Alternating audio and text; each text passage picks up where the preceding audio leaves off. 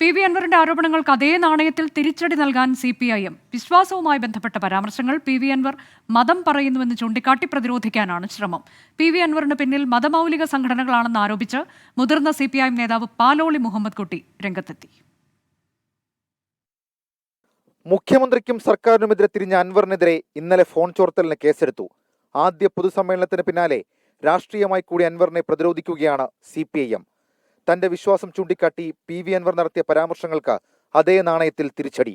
മതന്യൂനപക്ഷങ്ങളുടെ ഇടയിൽ അദ്ദേഹത്തിനുള്ള ഒരു ഇമേജ് തകർക്കുക, അതുവഴി കേരളത്തിലെ ഇടതുപക്ഷ ജനാധിപത്യ മുന്നണിയുടെ ജനകീയ അടിത്തറക്ക് കോട്ടം സംഭവിപ്പിക്കും. ഇത് UDFന്റെ ഒരു അജണ്ടയാണ്.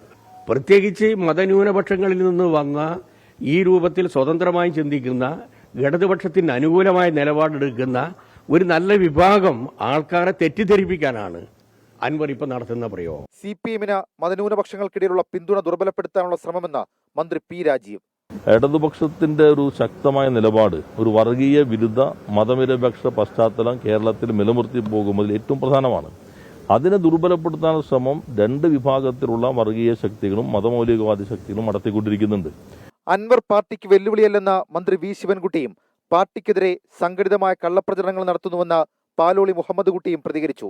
SDPIക്കാരും അതുപോലെ തന്നെ ജമാഅത്തെ ഇസ്ലാമിക്കാരും സാധാരണഗതിയിൽ അവർ ഇത്തരം പൊതുയോഗത്തിൽ വരാറ് പതിവില്ലാത്തതാണ്.